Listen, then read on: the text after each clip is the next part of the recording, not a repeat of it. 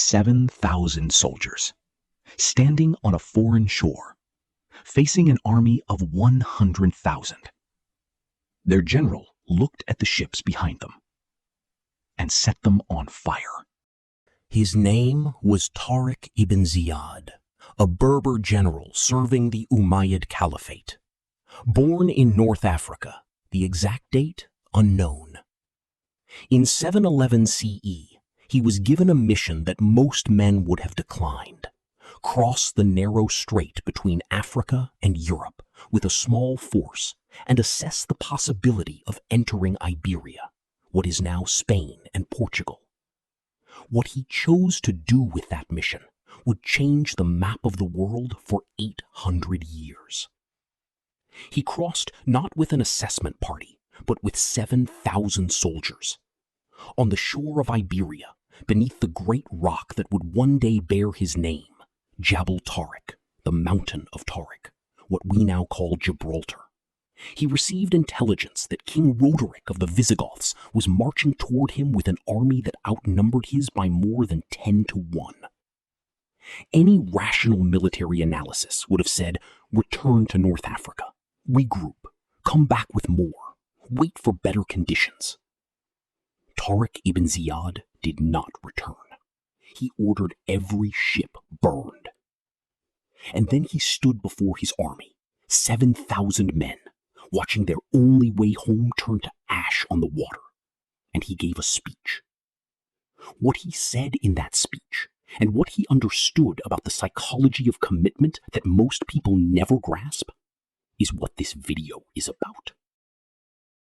The speech of Tariq ibn Ziyad at Gibraltar is one of the most studied military orations in history.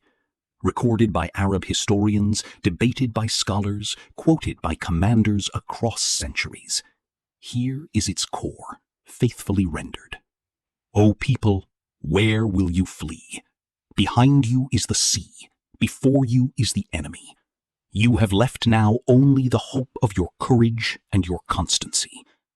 Remember that in this country you are more unfortunate than the orphan seated at the table of the avaricious master. Your enemy is before you, protected by an innumerable army. He has men, you have not. Do not believe that I desire to incite you to face dangers which I shall avoid myself. The attack I intend to make tomorrow, I shall lead myself. Read that again slowly. Behind you is the sea, before you is the enemy. He did not pretend the odds were good. He did not manufacture false confidence. He named the reality exactly as it was. They were trapped, outnumbered, and far from home. And then he told them what that meant. It meant that the only path available was forward, and he would lead from the front. Most people think the burned ships were a tactical mistake, a general gambling everything on a single engagement. They were not. They were the most sophisticated psychological move in the entire campaign. Here is what Tariq understood. The human mind performs differently under commitment than it does under optionality. When retreat is possible, a part of the mind is always calculating the retreat. In moments of difficulty, that calculation grows louder. We could pull back. We could regroup. We could try again another day. This mental escape route does not make soldiers braver. It makes them incrementally less committed at every difficult moment. When retreat is impossible, that calculation stops. There is only one direction. The mind stops dividing its energy between fighting and escaping and puts everything into the single available option. This is what modern psychologists call commitment devices, the deliberate removal of the easier option to strengthen performance on the harder one. Tariq ibn Ziyad invented and executed this concept in 711 CE. The result? His 7,000 soldiers, fighting with total commitment and no exit strategy, defeated the Visigoth army of 100,000 at the Battle of Guadalete. Within months, most of the Iberian Peninsula was under Arab control.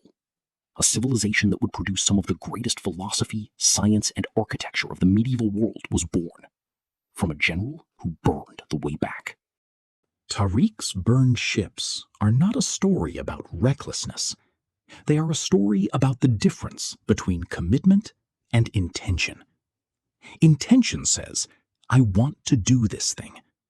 Commitment says, I have removed the option of not doing this thing. Most people live in the territory of intention.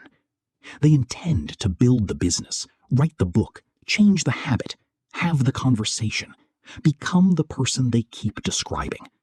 And they keep all the exit routes open, just in case. The retreat is always available. And the part of the mind that knows the retreat is available is always quietly, invisibly, using that knowledge to reduce the intensity of the effort. The Sufi masters understood this. Al-Ghazali wrote about the difference between the person who gives generously while keeping a reserve just in case, and the person who gives everything, burning the reserve, because the act of giving was the point. One is transaction, the other is transformation. Tariq ibn Ziyad did not just burn ships, he burned the psychology that produces half measures. He forced himself and every soldier behind him into a state of total forward commitment. What are the ships in your life that you keep unburned? What is the exit route you keep available?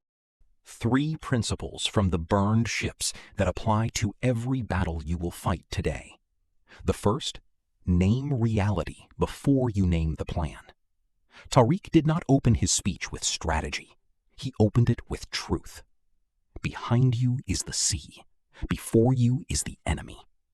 The person who faces difficulty clearly, without minimizing or dramatizing, makes better decisions than the person who needs to feel good about the situation before they can act.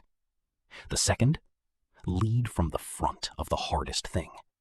The attack I intend to make tomorrow, I shall lead myself.